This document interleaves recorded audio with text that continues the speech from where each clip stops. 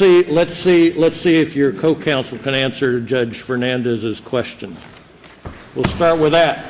Good morning, Your Honors. You are seeking something. You don't care anything about whether the state of Florida gives anything about this case. You're seeking a stamp so you can go to the next stage, right? Yes, Your Honor. We are. All right. Thank you so much. What else do you have to say? Our case is slightly different. Identify yourself first. Yes. Please. Yes. Sandra Malor, George Volsky. We are here today on behalf of the appellant, KBLV. We are here on an appeal of an order which denied a private petition for dependency based on abandonment. Your case involved the dismissal or the order? I got them. One was a dismissal, one was an order. Ours was a dismissal. The dismissal, It was yeah. an order Yours was dismissing. Judge Liederman's case. Okay. Correct, Your Honor. Correct. The other one have an evidentiary hearing. Correct. All right. There was no evidence taken in our case. Your case. In our case, KBLV is a 17-year-old who turns 18 in March. He was abandoned by the father at birth. The facts are a little bit different. He was abandoned at birth. The father never had anything to do with this child whatsoever, as far as Correct. as far as we know. Correct, Your I don't Honor. mean to be, The only I don't mean to be instance- crude about this, but the dad and the mother had a child, and then thereafter the dad was gone. That is correct, Your And Honor. they were never married. They were never married, and the father had only one. How can you abandon somebody if you're never with them? He abandoned the child. This doesn't have to do with the mother. This has to do with the understand. child. He abandoned the child. He knew that the child was going to be He born. abandoned the child before birth. He abandoned the child before birth. Yes, he did know that the child was born. He had one contact with the child when the child was 6 years old. The child does not even recall this contact. So let's say he wasn't abandoned before. Now, he's down in South America somewhere. This The child case, came through the same way and is with a mother here locally somewhere. right? similar but slightly different. This case, our child is from Honduras. He came through Texas and he came to the U.S. He was placed with his mother. The father is in the U.S., but he's in the Atlanta area. The father has had no contact. Is that in the record, counsel? Is it in the record that the father's up here? Yes, it is, Your Okay. Honor. The father signed a consent and waiver to the dependency Right. adjudication, which we included with our petition for dependency. So the father, there's You no. don't seek any services? No, we have not sought any services You in this don't case. intend to seek any services? We do not intend to seek any What could happen? services. What could happen between the ages of 18 and 21? Nothing, Your Honor. Nothing that would bring this child back into the dependency court unless the mother herself was doing something incorrect, right? Correct, Your Honor. And here we have. What if- And then if the the child term- is over 18 when that happens, there may not be jurisdiction. Correct, Your Because Honor. she's never been before the court Correct. as a defendant. And what if, Correct. what if the Department of Children and Families is not here? It's too bad, but they're not here. What if, let's say you get this order, and the Department of Children and Families looks at it, abandonment, and says it wants to do a TPR. 60 days later, they get a TPR by consent, perhaps, because you already got the consent signed. Can you go forward on your SIJS application or not? As long Does that end it? as long as we have an adjudication of dependency, we can go forward. Right. but And that's what all you if need. the- You don't what need if- anything what if- further. What if, what I'm asking is, hypothetically, let's assume that the department then next seeks and obtains a TPR on the dad. There's no more dependency. Does that mean the federal statute cannot be invoked? No, as long as we have a dependency adjudication, whether the TPR happens or not, if we have a dependency That's it. adjudication. Okay. I was Okay, just- I was and in curious. addition to I was that- curious. Counsel, let me I was ask you curious. a hypothetical. Sure. I had a friend, her biological clock is ticking. A very successful lawyer, unmarried, and not in a relationship. She decides to have a child. She has the child with a friend, but the friend's not involved as a parent at all. And again, she's affluent. Would it be proper for that child, and let's say when she turns 17, to move to seek a dependency determination against the biological father who never had anything to do with her life? Yes, it could happen because. Now, and what would be the purpose of that? Let me explain. It could happen. It could be that mother has now married someone, and that new But don't add facts. Stick with my hypothetical. There isn't the mother hasn't remarried, and the child's 17 and a half and comes in and says, I want to have myself declared dependent as to my biological dad who I've never seen. There are some benefits to having a child declared dependent as to one parent. For example, I understand that to get a passport, sometimes you need both parents. For certain medical responses and treatment, you need both parents. So in that situation, it would be good for that child to have an adjudication of dependency so that the mother could make the decision without having to trace back and look for that father. And in most cases in which there is a dependency proceeding against one parent, it arises from the following facts. Child is living with parent A. Parent A has abused, abandoned, or neglected the child. Dependency proceeding is started. Parent B comes up and says, I'm not involved in that, and I'd like custody of my child. And the court gives that parent the right to do the things that you're talking about and gives that parent custody of the child, correct? Correct. Is there any other context other than what I just described in which a dependency proceeding against one parent has come up in the case law? I'm not aware of any other context other than the situation you described. And that's the kind of a trick hypothetical. question because in your briefs, both of you argue extensively that the statute can apply to one parent. Correct. And I agree with you that it can, but I don't see cases in which it applies under this context. I see cases in which it applies against one parent who has abused, abandoned, or neglected a child in favor of the parent who has not. And the parent who has not is not held before the court, correct? Yes. Are there any Your Honor, I can see cases, that. are there any cases that have, where a district court of appeal has affirmed or has found the child dependent in this context? Yes, Your Honor. In fact, this court, in the case of, in the interest of TJ, DJ was a little different. yes. All right, any other was cases? We know TJ. Not in. None others. Not That's all- specific to this issue, and I just want to That's highlight. all I have. No. No, not all I have, but Okay, that's all I just there want to is. highlight one difference as well between our case and the BYGM case. Here we had a finding of abandonment by the court. The court made this finding, it was uncontested, undisputed, but she felt that she was restricted because abandonment had happened too far in time. It was too remote. You had an evidentiary hearing, they didn't. No, we did not have an Right. They evidentiary did. hearing. It- Well, counsel, I mean, do you have a problem with that? I mean, what if Yes.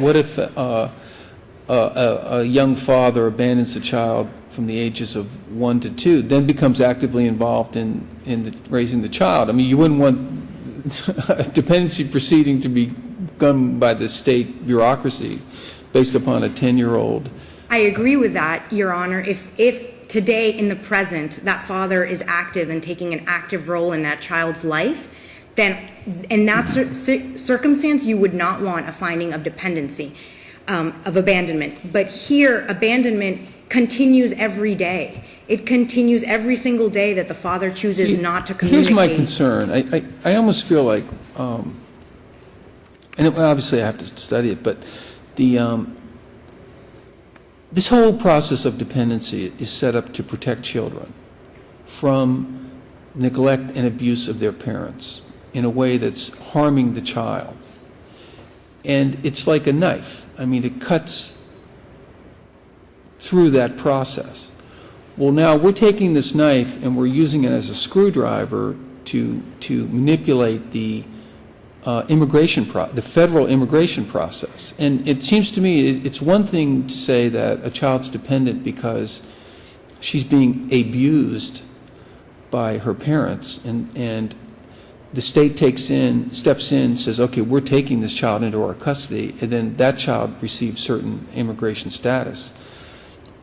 But here we don't seem to have that. We seem to be manipulating the dependency process for no reason that relates to the actual dependency process, merely to slip into this federal rule. I respectfully disagree. I do not believe we're manipulating the system. The system is set up, Chapter 39 is set up to protect abandoned children as well as abused and neglected. Here, there is no doubt, it's uncontested. We have a finding of abandonment. And in addition to that, Well, would you help me by pointing out to the particular place in the transcript where Judge Liederman says that the child is dependent? Because I have it in front of me, and I just looked at it again, and I don't see that.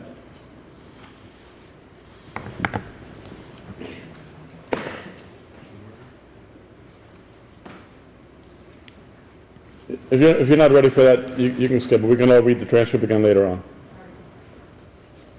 We don't usually have lawyers run around. Yeah, really, that was new for us. That is new for us. Yeah. There's very little new to us, but, And here we're talking about the transcript of the hearing on September 29, 2014. Mr. Wolski was present before the court. Is that the right one? Yes, that is correct, Your Honor.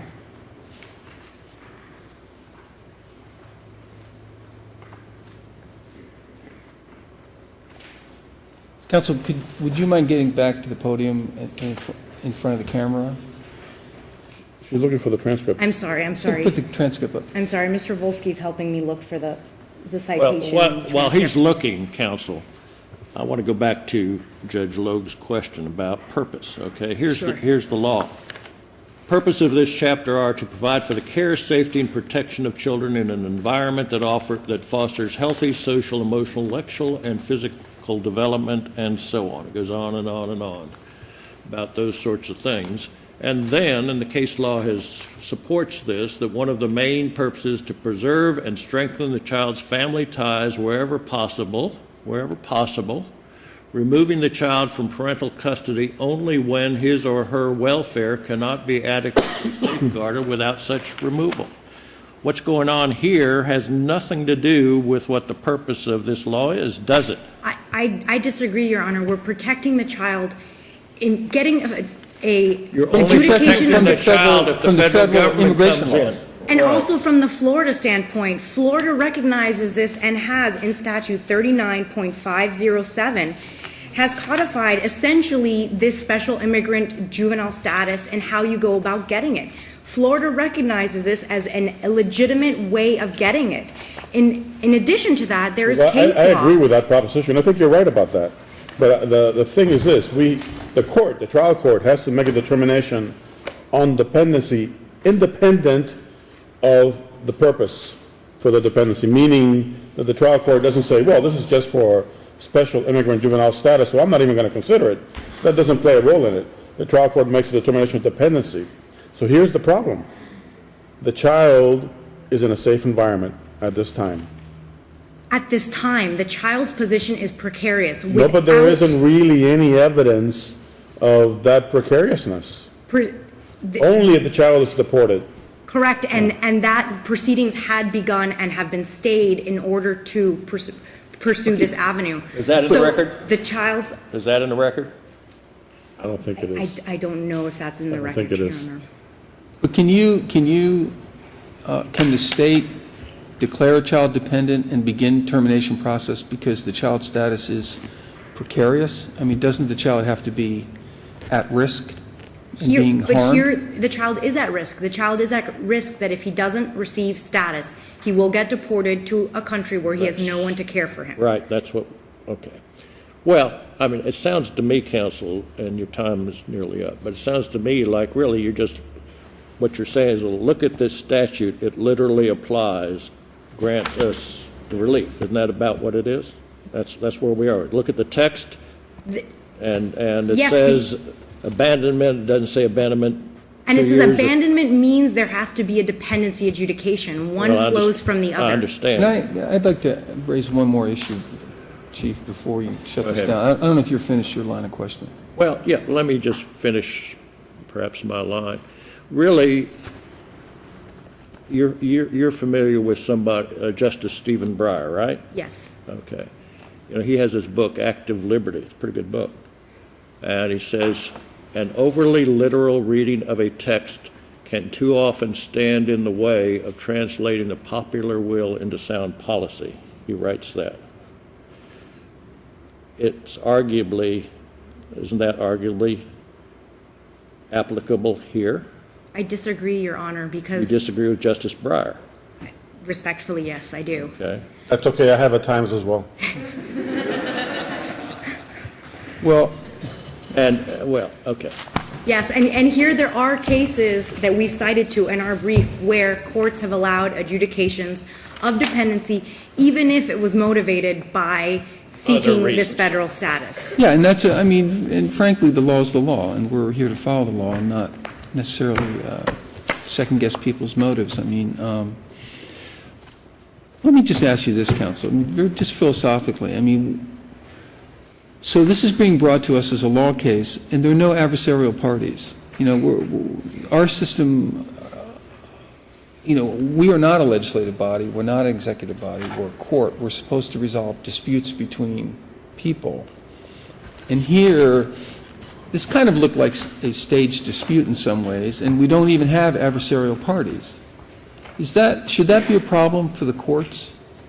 I mean, a one-sided, you know, in a system based upon adversarial positions, a one-sided court proceeding which then makes law that binds other people? I would say that in this situation, because our position has been uncontested, that should weigh more in favor of our But position. there is this place up there in Washington DC, and there's a big dome on it. It's called the United States Congress, and you could go up there and get the statute changed, couldn't you? Yes, people can. But it's a lot easier if you get a judge to do it. That's what goes on nowadays. The judges, you know, if you can get a judge to do it, it's a lot less expensive But than we're going not to asking you to Washington. change the law, we're asking you to apply Follow the law as All right, written. I understand what you're And saying. then, did the dad in your case, has he agreed to terminate parental rights? At this point, he has only agreed to a dependency adjudication. Right. Which includes that he is abandoned, based on his abandonment of the child. Thank you, counsel. Mr. Perlmutter, best argument you've ever made.